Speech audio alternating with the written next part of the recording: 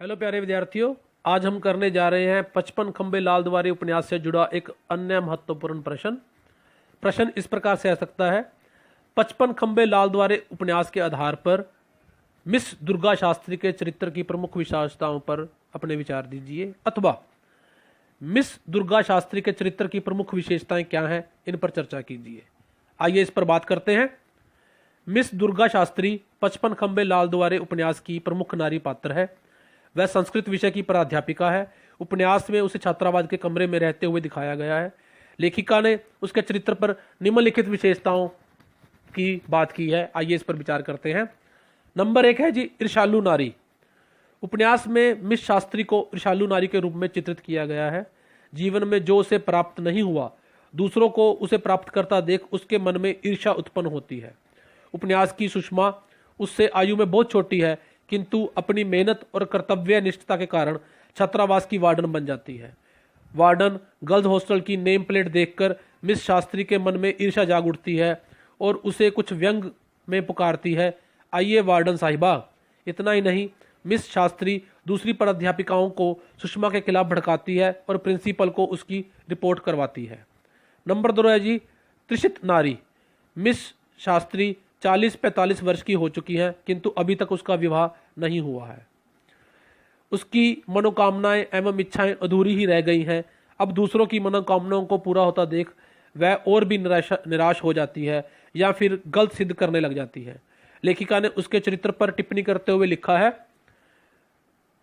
तप्त धरती की तरह मिस शास्त्री, जिनकी निराशाओं ने उनका जीवन के प्रति पूरा दृष्टिकोण विकृत कर दिया। जिस वस्तु के लिए वह त्रिषित रही, शायद उसे हेय तथा निकृष्ट समझ उन्होंने इधर से अब मुंह मोड़ लिया था। वह समस्त संचित स्नेह उन्होंने अपनी बिल्ली पर उड़ेल दिया था, जिससे यह झलक जाता है कि मिस शास्त्री में भी कुछ संवेदनाएं शेष हैं। नंबर 3 है जी जीवन के प्रति कटुता की भावना। मिस दुर्गा शास्त्री को जीवन में छला था। उसे जीवन साथी नहीं मिला, जीवन भर अकेली ही रही। उसके जीवन में अकेलेपन के कारण गहरी निराशा एवं कटुता आ गई थी। लेखिका उषा प्रियवंदा ने उसके जीवन के इस अभाव को यथार्थ रूप से अभिव्यक्त करते हुए लिखा है, मिस शास्त्री संस्कृत पढ़ाती थी। संस्कृत साहित्य के संपर्क से उनमें रस के प्रति रुचि तो थी, किंतु उस रसोपलब्धि का साधन ना पा वह जीवन और संसार के प्रति कटु होती जा रही थी। वह हॉस्टल की लड़कियों को अपने बॉयफ्रेंड के साथ मिलने को निकृष्ट एवं हेय समझती थी। उसी के शब्दों में, जरा सी शर्म या लिहाज नहीं, पता है कि टीचर्स के कमरे के पास ही हैं, फिर भी शाम को चीख चीख कर कहती रहती हैं कि बॉयफ्रेंड के पास जा रही हूँ। पता नहीं यह दुनिया किधर जा रही है। अपनी बुद्धि और विवेक को छोड़कर सभी सिर्फ एक चीज के पीछे भाग रहे हैं, क्या बड़े क्या छोटे। स्पष्ट है कि उसकी अधूरी कामनाओं और अतृप्त इच्छाओं ने उसके जीवन में जगत के प्रति कटु बना दिया है। नंबर 4 है जी कर्म के प्रति अनिच्छा।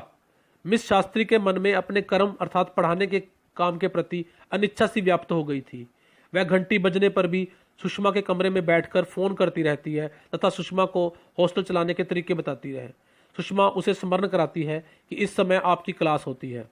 लड़कियां बड़ा शोर मचा रही होंगी। सुषमा के कहने पर मिस शास्त्री अनिच्छापूर्वक रजिस्टर उठाकर कक्षा में जाती हैं। अतः स्पष्ट है मिस शास्त्री के जीवन में व्यापक निराशा ने उसे कर्म से भी विमुख कर दिया है। नंबर 5 है जी पर छिद्रान्वेषी। 55 खंबे लाल द्वारे शीर्षक उपन्यास में लेखिका ने मिस शास्त्री को दूसरों में कमियां ढूंढने की प्रवृत्ति को उजागर किया है। वह सुषमा को रोमा डेविड के विषय में बताती है, कल रोमा डेविड रात को 1 बजे लौटकर आई थी। सच हद कर रखी है अनाचार की, कुछ तो सोचो समझे। मीनाक्षी मिस शास्त्री की इस प्रवृत्ति पर प्रकाश डालते हुए कहती है, मिस शास्त्री का समय इसी में बीतता है, जाने रात में सोती थी या पहरेदारी करती थी, कौन कितने बजे आया इनसे सब पूछ लो, किस लड़की की मैत्री किस छात्र से है, कौन अध्यापिका पर कितने रुपए भेजती है, कौन सेक्स स्टैंडर्ड है, इसे सब पता है। नंबर 6 जी जीवन के खोखलेपन की अनुभूतियां। मिस शास्त्री ने जीवन में अनेक कटु अनुभव सहन किए थे, जीवन में उसे सरसता का अनुभव नहीं हुआ था, इसलिए जीवन उसके लिए झूठे सपने की भांति लगता है। उसे वह सब खोखला अर्थात व्यर्थ प्रतीत होता है। लड़कियों द्वारा शरारत करने पर वह वार्डन सुषमा शर्मा को शिकायत करती है। उस समय क्रोध में वह सुषमा पर भी व्यंग करते हुए नहीं चूकती, किंतु सुषमा जानती थी कि उसका यह क्रोध क्षणिक है और जीवन के कटु अनुभवों के कारण भी है। मिस शास्त्री के धसे हुए गाल, आंखों के कोनों पर मकड़ी के जालों सी झुर्रियां उसकी आंखों में चुभ उठी। उसके जीवन का खोखलापन उसने बहुत गहराई से अनुभव किया है। जाने दीजिए मिस शास्त्री, आखिर यही तो उम्र होती है। सुषमा ने बात टालने का प्रयत्न किया। उम्र तो खैर सभी की होती है, हम भी हमेशा से ऐसे न थे, पर ऐसा पागलपन हम पर कभी सवार नहीं हुआ। मिस शास्त्री के इस कथन से उनका जीवन के खोखलेपन की अनुभूतियों को हमें सहज ज्ञान हो जाता है। संपूर्ण विवेचन के आधार पर हम ये कह सकते हैं कि मिस शास्त्री जो है वह एक ऐसी पात्रा है जो कहानी को आगे बढ़ाने में सहायक सिद्ध होती है, परंतु उसमें जो गुण अवगुण है वह उसे उसके जीवन की अतृप्त भावनाओं से मिले हुए दिखाई देते हैं और यही उसके जीवन का एक कटु सत्य बनकर हमारे सामने आते हैं। धन्यवाद विद्यार्थियों। हेलो प्यारे विद्यार्थी।